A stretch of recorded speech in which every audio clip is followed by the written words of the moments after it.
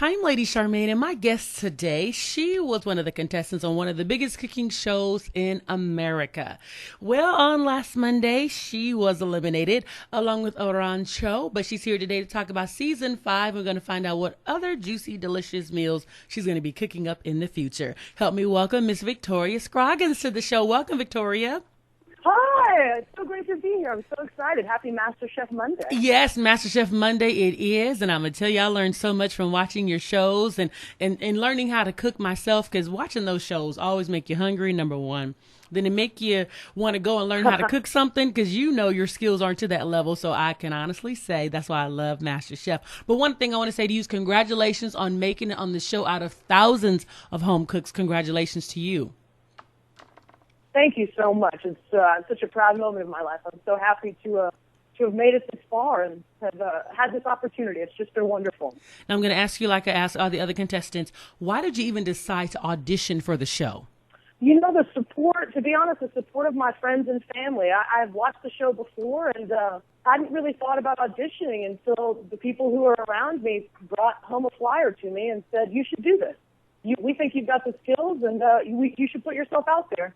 And so I thought, you know what, can't lose, if you don't try, and I'd rather just try and see what's going to happen. And gosh, it's just been such a great experience. It's beyond my wildest dreams. It's been wonderful. You know, and that's how I believe. Nothing beats a failure but a try, because you never know. And I never forget, just years ago, it was several years ago, I went to an audition for something. Just literally, I was listening to it on the radio. It was a fluke that I was listening to it, and they said where it was, and I was coming up actually to that exit on the freeway. So I jumped off, not prepared or anything. Oh, that's great. I was the second to the last person to audition. They had been there all day, ended up getting the role. I was like, are you serious? I just did it just amazing. because I was coming up to the exit. I was like, oh, they're right there. And I literally went. And so nothing beats a failure but a try. And so since you've been on the show, that's right. Tell me some of the things that you learned from the show that was a good takeaway for you. You know, one of the biggest ones is time management. I mean, I think as home cooks, or when we're in our own kitchens, you know, we know where our knives are. We know where our pots are. We know, how our stoves work. And honestly, you can still feel as comfortable as you think you can feel with how to prepare a dish or what the ingredients are or the steps in the recipes. But, when all of a sudden the clock's put on it, I mean, that just changes the game. When you've got to start thinking, oh, gosh, okay, I just need 2 minutes to do these potatoes, but you can't buy an extra 2 minutes. You've really got to learn on the fly how to just manage your time and do everything right, because there's so much is riding on it, Now, did you ever think that you would be eliminated over some shrimp? Did you know when Gordon checked your shrimp? Can you believe it?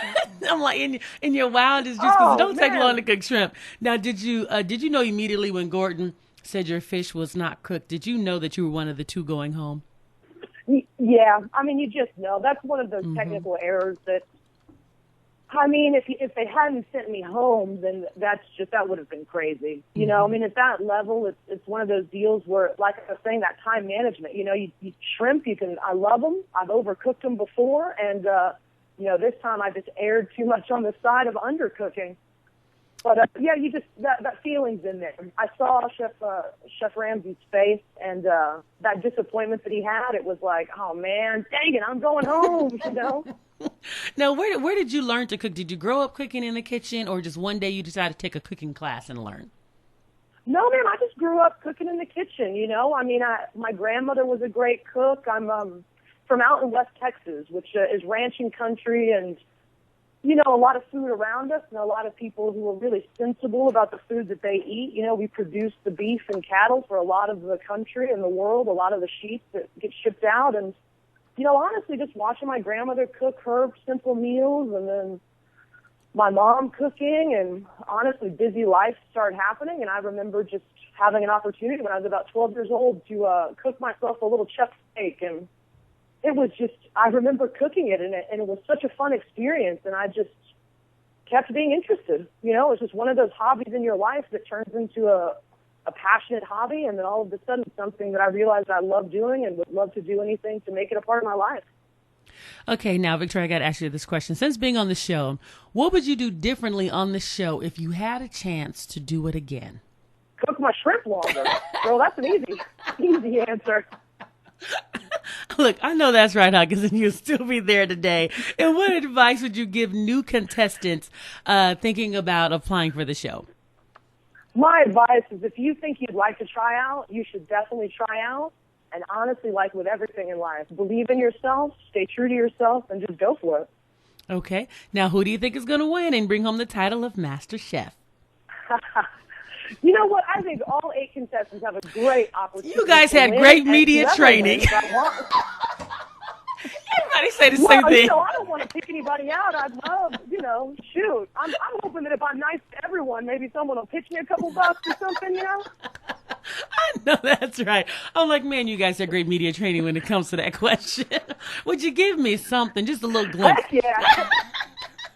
That's all I'm looking for. I mean, I think if you're watching the show, you have a pretty good idea. If you've been tuning in, you've seen some of those plays that are put up there. I think the ladies this year, they're really stepping up. You know what I mean? I think there are a few women left in the challenge who were going to show the men. I'm going to give them a run for the money to get to the top. No, that I put my money on. That I do believe. I think, like I said, when Francis went home last week, I was like pleasantly surprised that he had went home because I really didn't expect him to go home so soon. So, you could just make one bad dish and just go home. You know what I mean? I know they probably look over your entire body of work. But, sometimes there are some surprises. For me, on the show, you just do one bad dish and, there you go. But I want to again say to you, congratulations for making it this far, even on to the show. And I know that you have great plans in your future. I know there's great things coming up for you. Hopefully we see a cookbook coming from you too. I hope so, too. It's been great to talk to you. Thanks for having me. You're welcome. And I want to remind everyone to make sure you watch MasterChef tonight so we can see who's going to make it to the top 8. And again, thank you so much, Victoria. And I look forward to seeing you doing something in the future. Well, I'll keep you posted. Thanks. Have a good one. You too. Bye-bye.